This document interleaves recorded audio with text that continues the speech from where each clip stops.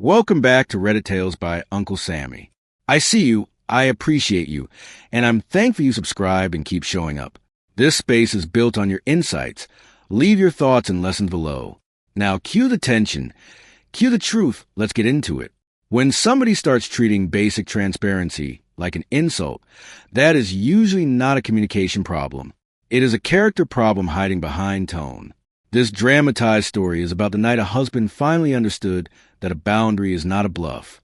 It only means something if you're willing to live with what happens after you say it. My name is Langston Reed, and for most of my marriage, I was a steady one. I worked on electrical crews that kept Baltimore buses moving, came home smelling like cold metal and grease, and spent my evenings at the dining room table bringing old radios back to life. I like patient work. Tiny screws in baby food jars. Soft static turning into music.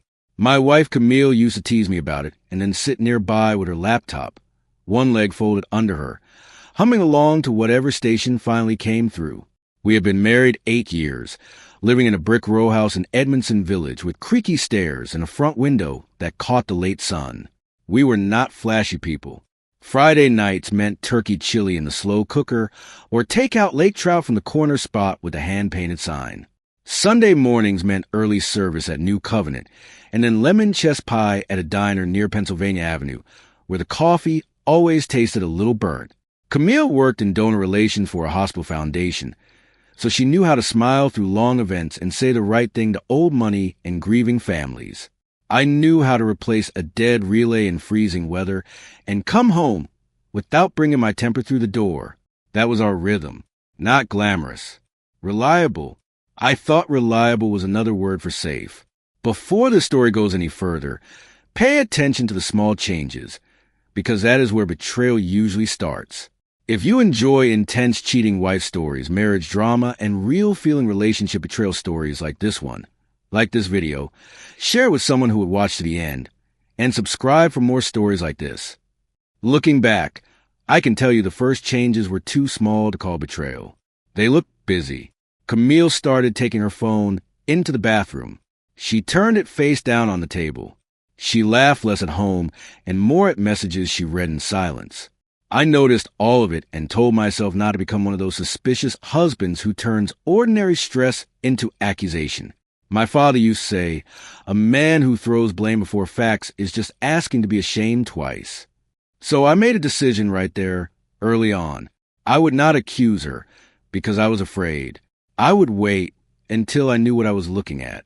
It was October, that in-between Baltimore season when the mornings feel crisp, but the buses still breathe out heat and diesel all afternoon.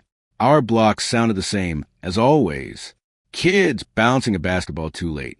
Somebody's auntie dragging a grocery cart home. The number 23 rumbling past with that tired side buses make at every stop. Inside our house, though, the air had changed. Camille used to kick her shoes off by the door and start talking before her coat was even off. Now she came in carefully, measured. She would set her purse down like it had something alive inside it, then keep it within reach the whole evening. Even when she said she was tired, she never really relaxed. The first thing I found was a valet stub in the pocket of her wool coat. It had a Harbor East Hotel logo on top, one of those places with glass walls and lobby flowers taller than children. Camille told me she had spent that Tuesday night at a donor planning meeting in Towson. I stood in our kitchen with that little paper square in my hand and made excuses for her faster than she could have. Maybe the hospital booked a room there. Maybe a board member chose the venue last minute. Maybe it blew into her pocket by mistake. I threw it away, and the second it hit the trash, I hated myself for doing it. A week later, I was in Marvin's barbershop, getting the sides cleaned up when one of the men in the waiting chair said, casual as weather, I saw Camille down by the water the other night. She had on a coat I almost didn't recognize. He said it smiling, not meaning harm. In our neighborhoods, people mention what they saw because that is how communities work. I laughed and said she was probably at another hospital event. Marvin met my eyes in the mirror, but did not say anything. That was the first public moment. My private worry stood up in a room and looked around. I went home with my neck clean and my chest heavy. I tried to fix us before I had proof there was anything to fix. I bought tickets to a black film festival downtown because Camille used to love arguing over movies during the drive home.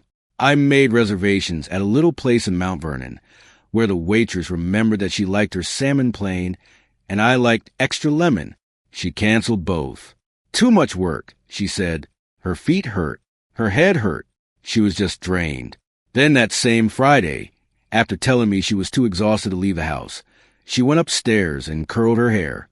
When I asked where she was going, she said, "I forgot to mention, I promised the foundation girls I would stop by for one drink." One drink turned into midnight. I did what embarrassed men do when they are trying not to become hard. I searched for myself before I searched her. I asked whether I had gone dull, whether too many evenings spent with soldering wire and old radios had made me quiet in the wrong way, whether my love had turned practical and unromantic without me noticing. Shame can make you generous toward lies. It can make you volunteer to carry blame that is not yours. So I carried a lot of it. I started coming home earlier. I put my phone away at dinner. I asked more questions about her job. Camille answered kindly enough, but her attention stayed elsewhere, like she was keeping one ear pressed to another room. By November, even our traditions started slipping. Sunday dinner turned into her sleeping late. Church turned into her saying she would watch the stream later. Camille loved church hats and gospel harmonies and little old women who smelled like powder and peppermint, but suddenly she was too busy for all of it. One Sunday I came back with 2 slices of pie boxed up for home. She thanked me, kissed my cheek, and barely touched hers. That bothered me more than the cold pie in the refrigerator. It was such a small thing, but marriages break in the small places long before they crack in public. I knew that. I just did not know mine was already leaning. I suggested counseling on a Wednesday night, while rain clicked against the kitchen window. I kept my voice gentle, because I was not trying to win. I was trying to reach her. Camille stared at me for a second like I had insulted her intelligence. "We do not need counseling," she said. "We need a week where nobody is asking anything from me." I could have pushed then. I could have said a wife hiding her phone and disappearing on weekends was not normal stress. Instead, I backed off because I still want to believe tiredness was a villain, not dishonesty. That was another choice I made, not because it was wise, because hope often looks wiser than it is.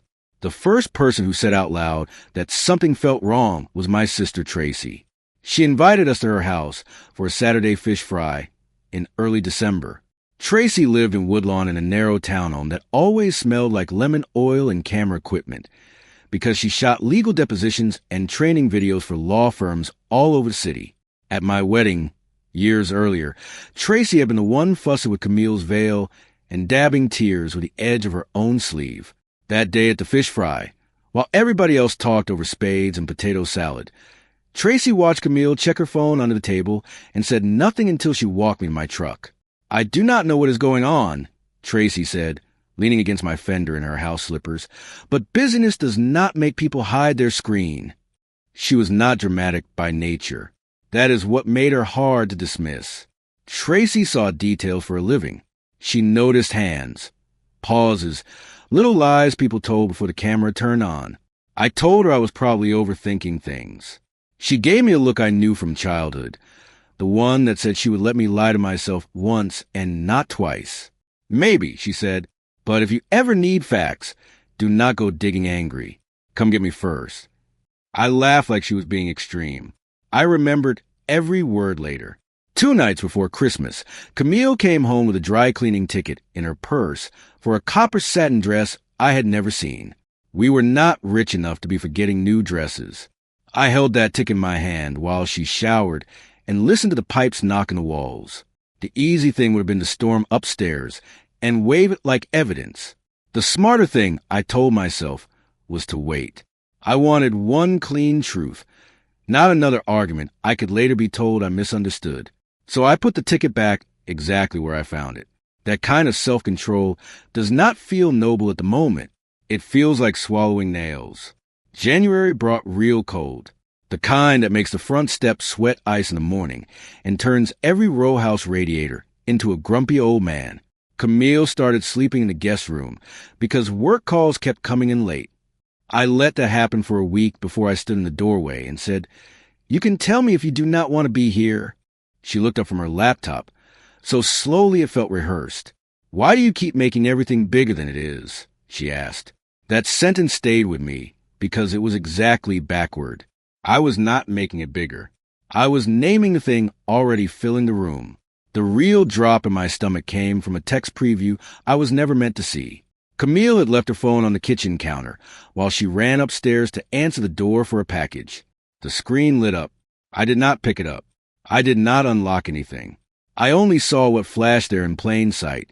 The room is under my name. Use the side entrance. No name attached. Just that. My ears started ringing so hard I could barely hear the knock at the door. When she came back down and saw my face, she snatched the phone so fast it told me everything her mouth was about to deny. "Who is renting rooms for you?" I asked. I kept my voice lower than I felt. Camille glanced at the screen, thumb flying, and then gave me a look full of offended dignity. "That was for a donor speaker," she said. "Why are you reading my messages?" I could have told her the truth, that the message had announced itself like a siren, that I had barely read it before she came back. But I did not want the conversation to become about privacy, because guilty people love that turn. I let the accusation slide. Inside, though, something quiet ended. Not love, the benefit of the doubt, that had been holding on by a fingernail already. I considered calling her mother that night. Miss Evelyn had always treated me like a son, even after Camille and I had our normal married disagreements. I imagined telling her, imagine the hurt in her voice, imagine the family wildfire that would follow. Then I made another decision that could have gone the other way. I did not call. I chose not to detonate the whole family on suspicion, because once mothers get involved, truth and loyalty get tangled fast. If I was going to break open my marriage, I wanted to do it with my own hands and with evidence, not with cousins forwarding half-stories and aunties choosing sides before breakfast. There was one more thing that made the whole season feel cruel. While we were drifting, I kept restoring a 1949 Zenith tabletop radio that I had found in an estate sale in Pikesville. It was beautiful in an old-fashioned way. Walnut case, gold dial, cloth speaker front. I told myself I would finish it for our anniversary in February because Camille liked objects with history. The night I finally got it working, Billie Holiday came through the speaker, so clear it made the room feel warmer. Camille stood in the doorway, listened for maybe 10 seconds, and then went upstairs without a word. I remember staring at that radio and thinking, even music cannot get her to stay in a room with me anymore. The Friday everything broke was wet and mean. Sleet slapped the windows. Car tires hissed past our block. I got off shift early, stopped at the corner market for kidney beans and smoked turkey, and came home to start chili, because that used to be our comfort. Meal when winter tried to bully the city. Around 7, Camille came downstairs in the copper dress from the dry cleaners. It fit close and moved when she moved. She had on gold hoop earrings, heels she never wore to hospital functions, and a perfume too sharp to mistake for her usual one. She carried a clutch instead of her work tote. There was nothing accidental about how she looked. I stood between the living room and the hallway, dish towel in one hand, and asked the most ordinary question in the world. "Where are you going?" Camille kept fastening one bracelet. "Out," she said. "I already told you I had plans." She had not told me anything. The chili simmered behind me. The house smelled like cumin and onions, and the kind of meal people come home to not leave. I looked at her and saw how calm she was, how practiced, not nervous, not conflicted. Ready? That was what hit me hardest. She had dressed for another life without even pretending mine still deserved a conversation. "Camille," I said, "if you leave this house tonight, do not come back." I did not shout.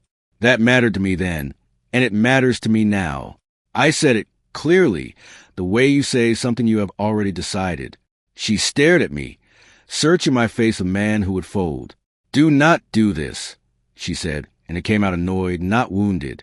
"I am not your child." "No," I said, "you are my wife. That is why this matters." For half a second I thought she might sit down, take the earrings off, and choose home. Instead she picked up her clutch, brushed past me, and opened the front door. The latch clicked behind her like a judge tapping wood.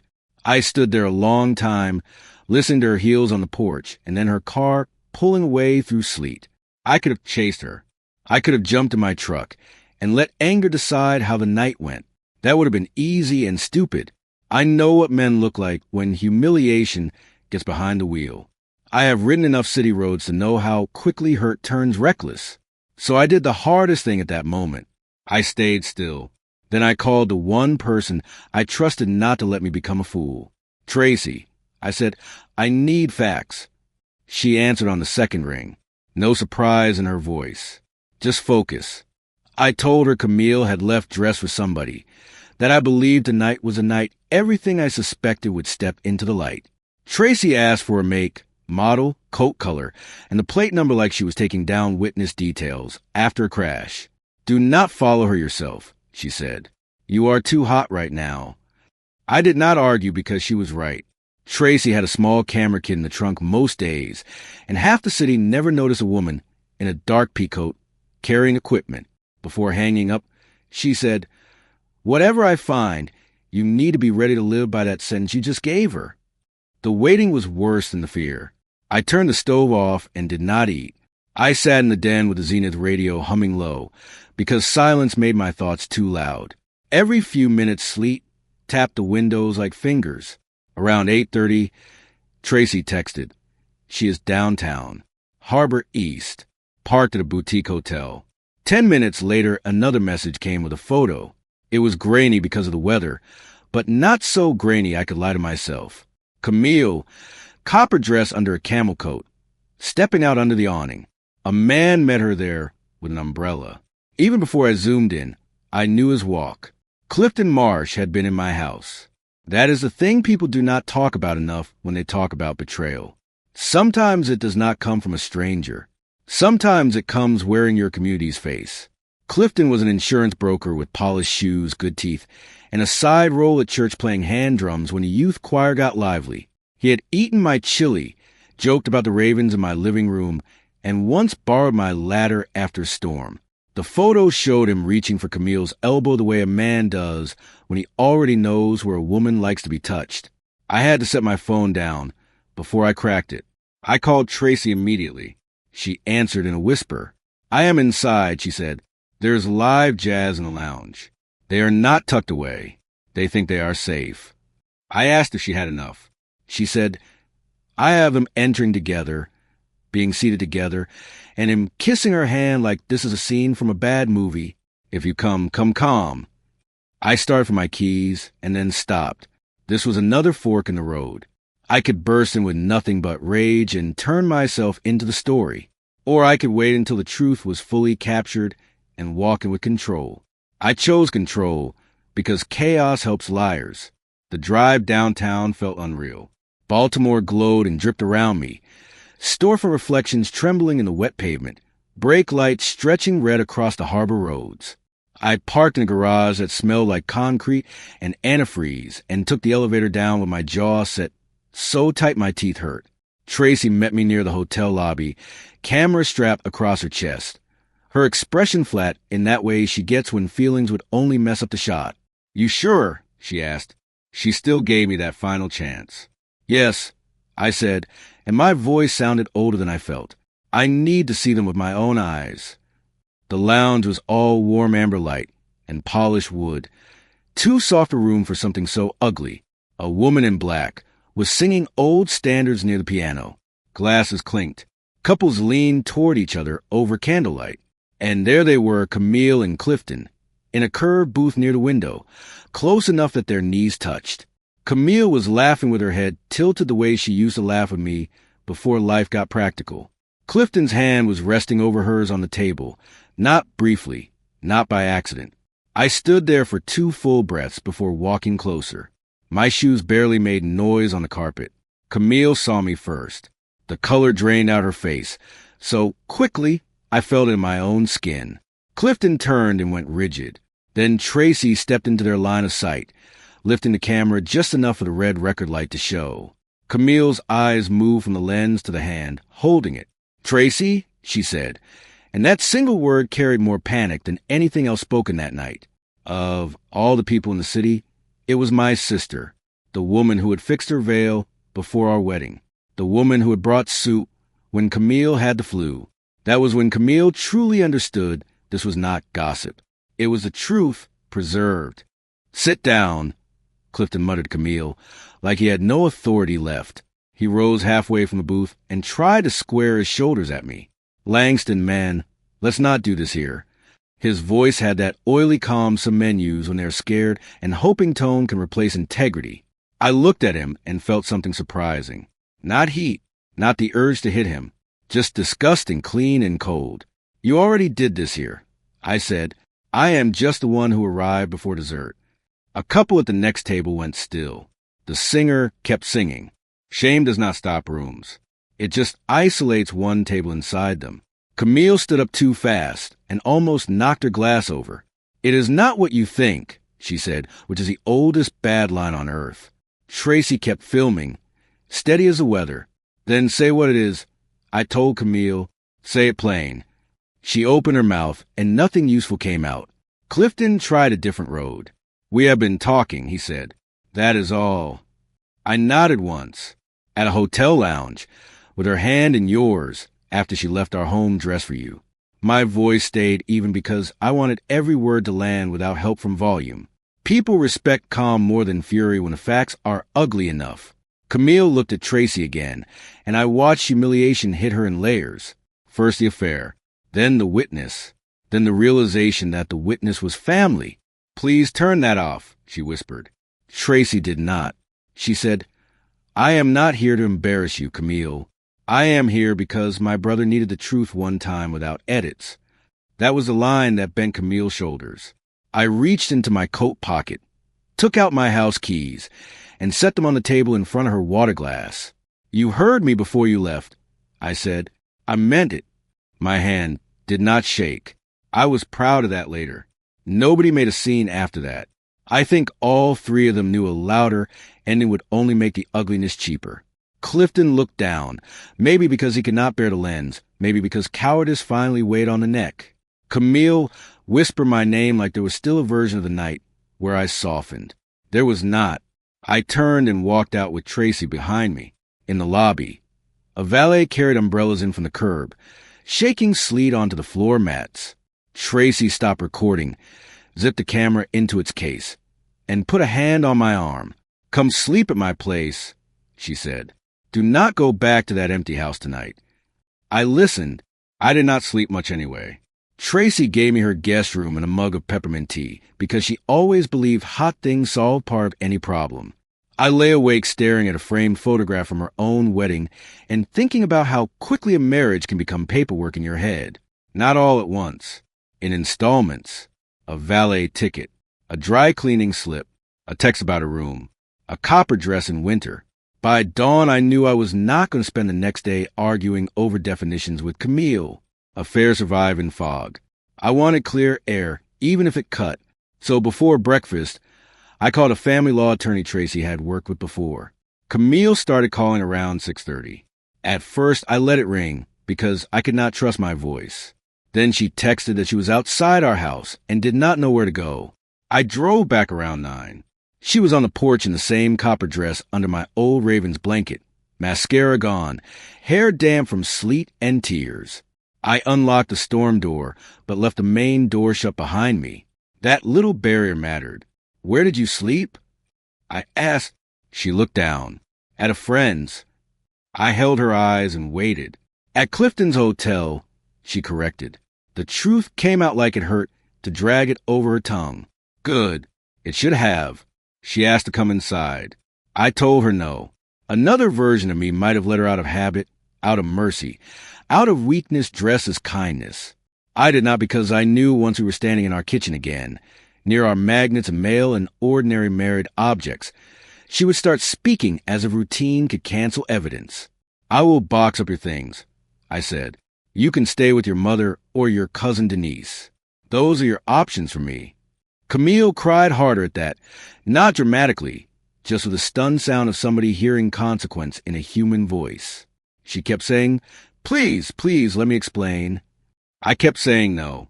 Telling Miss Evelyn was one of the hardest conversations I have ever had. I drove to her apartment on the west side because some news should not be delivered by phone. She opened the door in a housecoat and church socks and knew from my face that something had broken. I did not show her video. I did not give her every detail. I only said Camille had been unfaithful. I had proof, and the marriage was ending. The older generation hears pain differently. Miss Evelyn did not scream. She sat down hard in her recliner and covered her mouth. I raised her better than this, she said. That sentence hurt more than if she had blamed me. The practical part started fast. The attorney, a careful woman named Denise Holloway, told me what mattered and what did not. The video mattered. Bank records mattered. Hotel charges on the joint card mattered. My heartbreak, while real, was not a legal category. That was sobering in its own way. Denise asked whether I wanted to embarrass Camille publicly or end the marriage with as little extra damage as possible. I had to think about that. I could have turned the video into a family scandal by lunchtime. I chose not to because humiliation is not the same as justice. I wanted out, not applause, so the recording stayed with my attorney and with Tracy, nowhere else. When Denise subpoenaed account records, a fuller picture appeared. Clifton had not just been a one-night mistake. There were restaurant charges stretching back 4 months, cash withdrawals near his office, and a weekend spa bill from the day Camille told me she was volunteering at a youth fundraiser. I sat at Denise's conference table looking at those statements while a copier whirred somewhere down the hall. Numbers can be cruel because they do not blink. Every charge was proof that deception had a schedule. I felt embarrassed by how long it had been happening, then angry at myself for feeling embarrassed. Her choices were not evidence of my stupidity. They were evidence of her willingness. Camille wrote me 2 letters during that first month apart. She left them in my mailbox because I would not meet in person. In the first, she said the affair had started as lunch, after church committee meetings, that she had felt unseen and unheard at home, words people often use when they want language softer than betrayal. In the second, she admitted she liked the thrill of being desired by someone with no bills, no chores, no shared grief, no real history. That part at least was honest.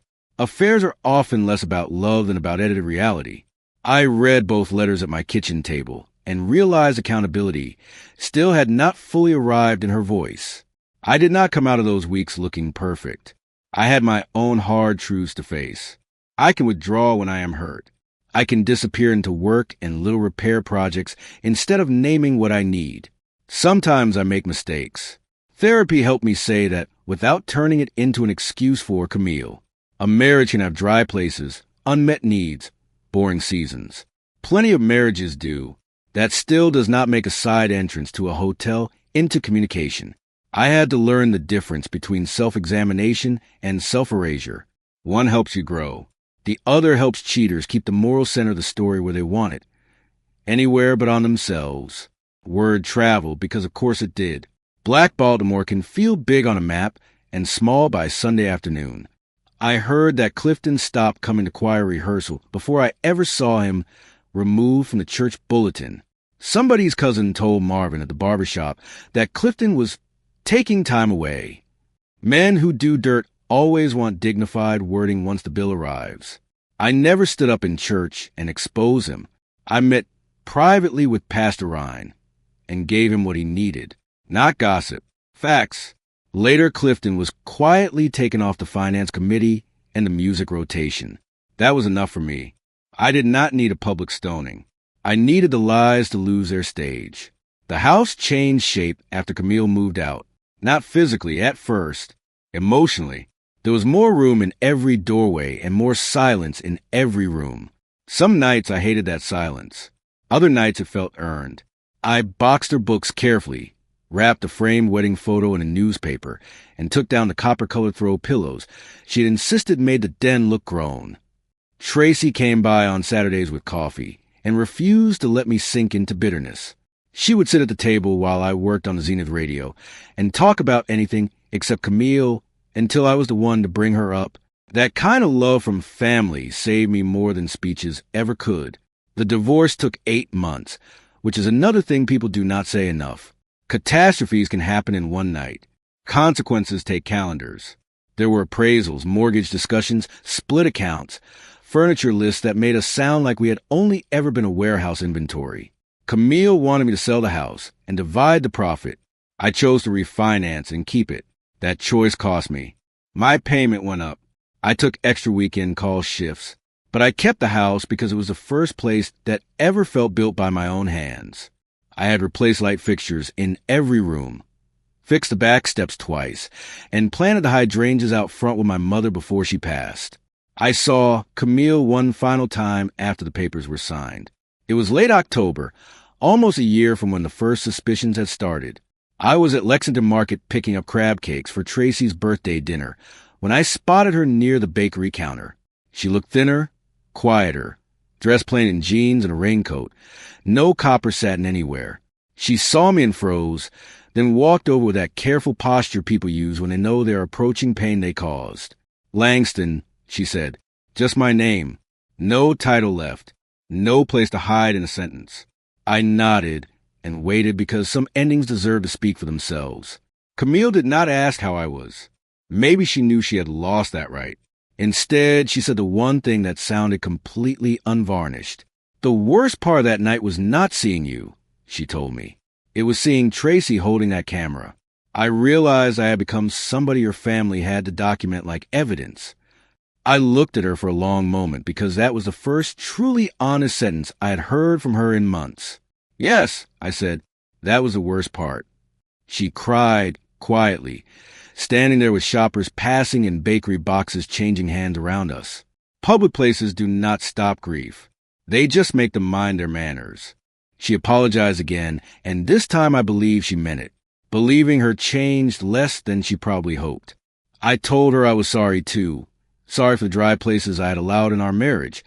Sorry I had not spoken up sooner when the distance first became a pattern. But I also told her plainly that remorse does not rebuild trust by itself. Trust is ordinary and expensive. It is built in unlocked phones on the counter, in boring honesty, in saying we are going and then going there. It is built in choosing home when the easier thing is ego. We stood there in the market with the smell of bread and fryer oil between us, and I felt no desire to go backward. Life after that was not some movie ending where I suddenly became glowing and wise. It was slower, better in ordinary ways. I started sleeping through the night again. I put the guest room back together as an office. I said yes when co-workers invited me to a Ravens watch party instead of always hurrying home to a house full of tension. On Sundays, I still went to New Covenant, though I sat on the other side for a while. Eventually, the whispers died down, as whispers do when people find new things to do with their mouths. The Zenith radio stayed in the den, and sometimes on cold evenings, I would turn it on just to hear proof that broken circuitry can become music again. The sentence I said at the door that night sounded harsh, even to me, when it left my mouth. For a while, I replayed it and wondered whether I'd been too final, too proud, too quick to make myself judge and jury. But then I would remember the copper dress, the hotel text, Clifton's hand over hers, and Tracy behind the camera preserving the truth, because nobody else in that moment would. A boundary spoken late can sound sudden to the person who ignored all the earlier signs. That does not make it cruel. It makes it overdue. I learned it the hard way, and I do not think I will ever unlearn it. If the story proved anything, it is that one ignored red flag can cost you your peace. If you want more original cheating wife stories, marriage betrayal stories, and first-person relationship drama with real consequences, like this video, share it and subscribe for more stories like this. Tell me in the comments, would you have let her back in after that night? I still drive the same routes to work. I still stop at the same corner market. Marvin still asks too many questions when he lines up my beard. The city did not pause because my marriage ended. There is something healing in that. Buses keep moving. Church doors still open. Steam still rises from carry-out boxes on cold nights. Your pain is real, but it is not the whole weather system. On the first anniversary of that night, I made turkey chili, turned on Billie Holiday through the Zenith, and sat alone at my own table without feeling abandoned. That may not sound dramatic, but for me it was a clearer sign that peace had finally moved back in. What stayed with me in this story was not just the copper dress or the hotel lounge. It was a storm door the next morning, the house keys on the table, and Tracy refusing to turn private hurt into public spectacle. Boundaries do not end the pain. They stop the confusion.